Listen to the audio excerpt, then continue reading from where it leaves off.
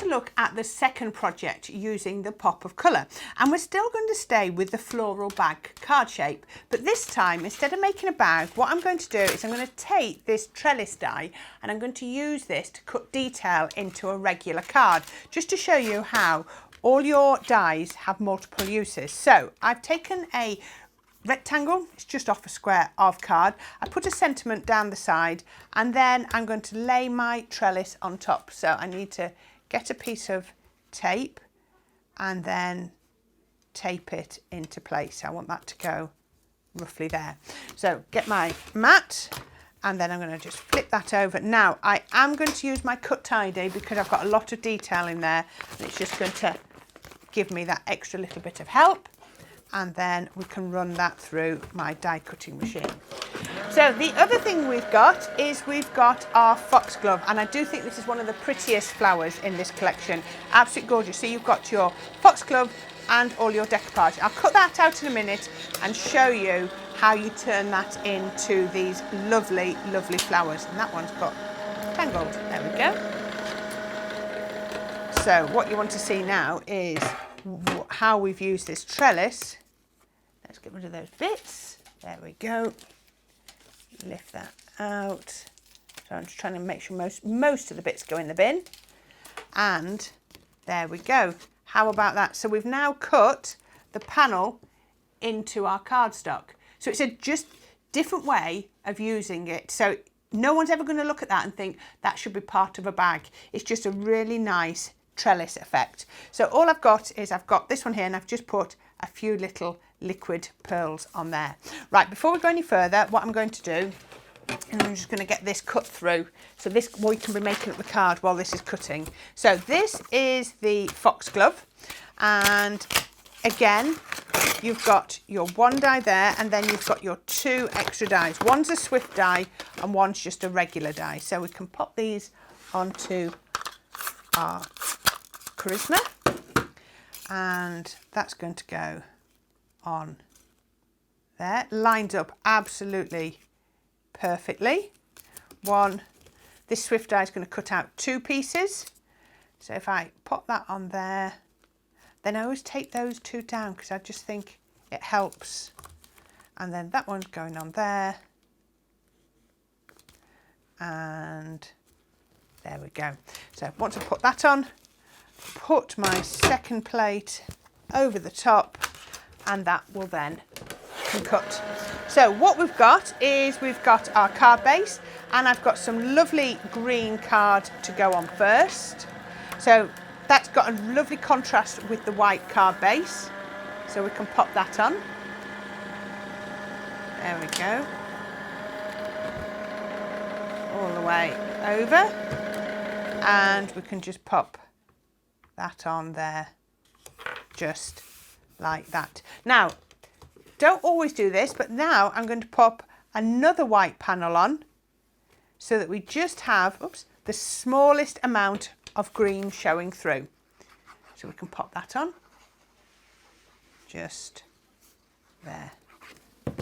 And that's going to go on here. Now the next layer I've got is this beautiful paper, and can you see it is exactly the same as my foxgloves, so it works really, really well. So we can pop that on there, and can you see at the moment everything so far has been put on flat. We've not added any height or any dimension. You don't need to, but the great thing is because we've put that white layer on, it's really going to frame this pattern paper so much more than if we'd have put the pattern paper straight onto the green. So that's going there. So now I'm going to bring my topper back, and what I'm going to do is I'm going to pop that onto my card. Now when I do that, I've got quite a lot of pattern showing through, and when I put the flower on, it sort of distracts from the flower. So what we're going to actually do is we've got a piece of vellum or parchment, and I'm going to pop that underneath. So whilst I've still got you can still see the pattern through there, it's muted it. So I've got the strong colour around the outside and the muted colour around the inside. So that means that when I put that on, can you see the flower now pops even more? So I have put some finger lift tape around the edges here, just to attach. Now you don't need to worry about, is your adhesive going to show through the vellum, because it's all going to be hidden underneath. That's going to go there. And I've already put my foam tape on my vellum.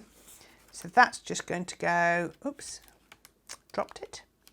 I let go then, didn't mean to let go. It's almost like it's got a magnet. That's going to go just there. There we go. And that's going to attach now to my card front. So can you see we've just got that aperture. If you wanted to, you could put a little bit of adhesive behind there, but I don't think it really needs it. So this is going to go onto the card. And it's just a nifty little trick by putting that vellum underneath just to mute the colours where you want them to be. So there's my card, nice tent-fold card with the panel in the front. So let's have a look. This is all sitting there waiting. It's great, isn't it, how the machine just holds everything. Look at that. Everything has cut out and it's even popped out of the dies. I found that with this collection. The charisma just popped out of the dies really easily. So we can take that and then we can bring in the die cuts, and again we can shape them. Now personally, I'm looking at the foxglove and thinking, how are foxgloves shaped? So I'm just going to do them sort of bell shaped from behind, and then I'm going to turn them over, and where the centres are I'm just going to press them in just like that to give me that bell shape. And I'm going to do exactly the same with these layers. There we go, and that one. There we are, and press there,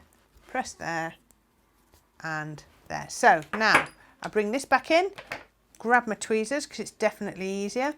Then you just look at these and you can see, get the right way around it, what's that one, where they go. Now again, they are all numbered, but it's quite obvious where they belong. So that one belongs there. Why's that got a bit of red liner on it? This one, look at the colouring, it has to go there. It's the only place it would fit. And that's going to go just there. And then the third one, can you see it's got a little nick in it? And you can see the same little nick in the detail just there. So you know that this one has to fit there. And that will then fit on to there. And that is your 3D decoupage foxglove. Isn't that lovely? Really pretty. So we need to put it onto our card. So I've got two here that are nice and dry because it just makes it easier to handle. And I'm going to pop those on my card base just like that. And that was how I was going to make this card up, just like that, with them climbing up the trellis. I put the pearls so I don't need any bows or anything like that. But I've actually got the hummingbird. So what I'm actually going to do is I'm going to move them over a little bit, and then I'm going to bring in the hummingbird from this collection, and I'm going to add him in as well because I think he's absolutely gorgeous, and I think a hummingbird would love the nectar behind my foxgloves. So again, with my glue gel, pop that over the top of that trellis. Also helps to support, having that parchment behind, or vellum, also helps to support the glue on here as well. So we'll pop that on there, and that's going to go just round like that. And then we can add the hummingbird, which we've done with the decoupage and using the charisma, and we can pop him on there. But how about that? Today is definitely a good day.